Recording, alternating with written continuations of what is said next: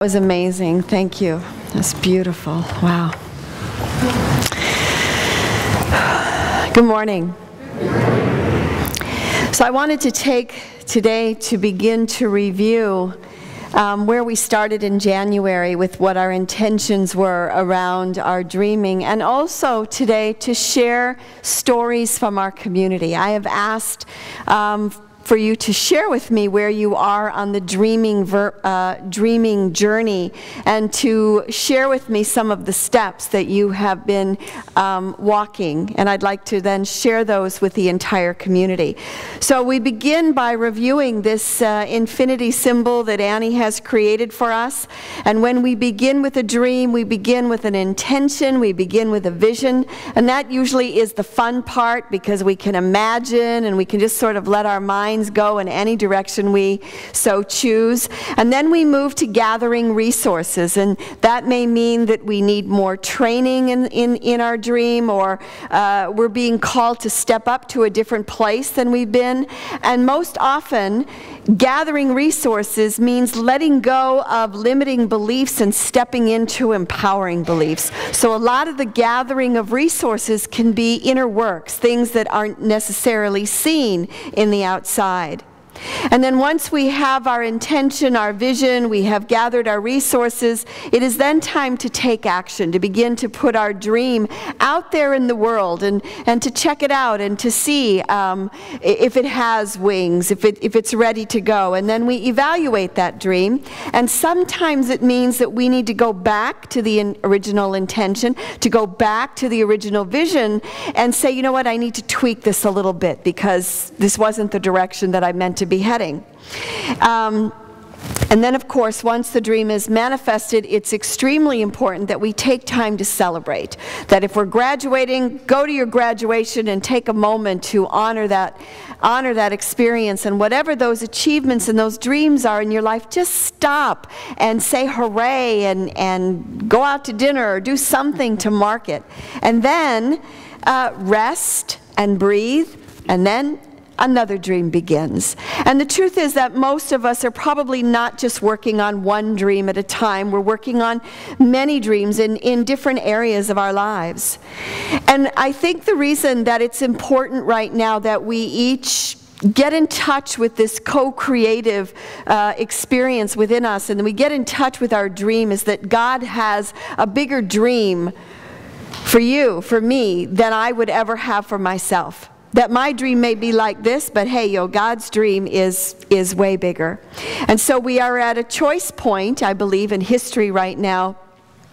And so the world needs us so that we can cross the bridge, so that we can cross over many of the challenges that are facing our world today.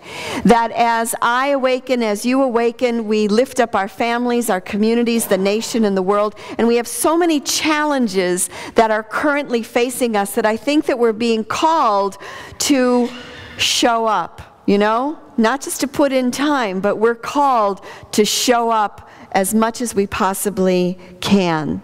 And then, of course, we have our image of the lunar lander, and that sort of covers all the different aspects of our lives. You know, we have our relationships, our finances, our careers, creativity, and service. And it's great, but when one of those is off kilter, then it kind of throws the whole life off, or the whole lunar lander in this case. It throws it off. And so if our financial situation is off, then we're a little tilted. If the relationship is off, it's a little tilted. So this year we've been taking every month and focusing on one of those areas. So in May we focused on prosperity and healing, and then in June this month it's been about creativity. So we are about living complete lives so that the dream can come through us.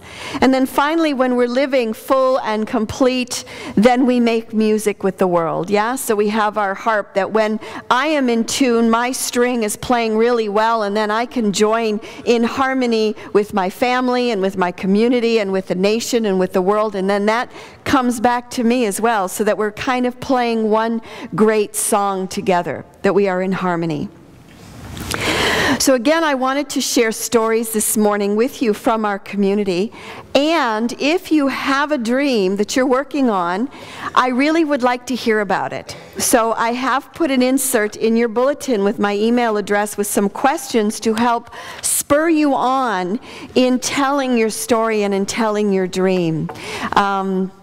Because I think that when, we are here together in this community, and we practice truth principles together. And it's one thing to hear about them and talk about them and read about them and study about them, but it's a whole other thing to actually apply them in our lives and live them, right? And so when we can see each other living our dreams, and we can see what happens as we do that, I don't know about you, but it's inspiring to me. When I can look around and say, wow, look what you did, and look how you did it, and how did you do that? And so that's what we're going to be looking at this summer as well. So please tell me your stories. I want to hear them. So I want to begin with Erin. And Erin, as you know, hosted our first New Thought regional conference, and that was last weekend with Karen Drucker. And I asked her what was her original intention. Remember, we have our vision and our intention around our dream. And her intention was that we can work as a movement, coordinate and interact as a regional force, musically, all the music directors and music people in the region. And as she was moving towards it, what she found out was that we only had, and it was probably 3 weeks before it started, or a month, you had one registration. Now, she was holding the vision of, about 20, that would be good, but we had one registration. And she said that the energy began to turn around and change when she asked the community for swag bags, for gift bags. Remember that? You were asked like week after week, and you showed up big time. We've got soaps and candles and CDs and all different kinds of gifts. And as we were giving our gifts that were going to go in these gift bags to give to the people who were going to be at the conference, whether we were doing it intentionally or not, we started to put our prayers into that. We started to put our love into that, and we started to put our energy into that. And then, and Erin also started, asking people directly, more, are you coming? And then that energy, it was like it was being released, and she ended up having 51 people come to the conference last Saturday.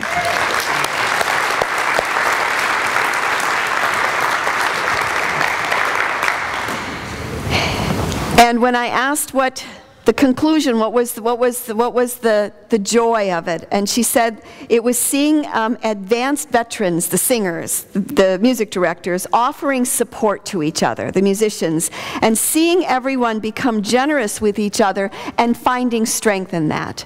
Now, when you go back to her original intention is we work as a movement, coordinate, and interact as a regional force. Did it happen? Absolutely, it happened. And so I feel like we celebrated that last week when we had Karen Drucker here, and she did a workshop, and it was just marvelous music. So thank you for sharing that dream with us, Erin. So our next story comes from Jay Thompson, who goes to the early service. And he specifically wanted to share a couple stories from the White Stone Ceremony. Now, the White Stone Ceremony is that ceremony we participate in every January, where you get your little stone, and you're asked to write 1 or 2 words about what is your intention for 2011. That if it was, 2012 and you looked back, what are those words that you would like manifested for you? So Jay, who wrote on his stone, "Right now," W-R-I-T-E, right now. And he's finding that he's writing every single day. He's writing in coffee shops, he's writing in libraries, he's writing at home. And he has written in the past for golf magazines and articles for newspapers.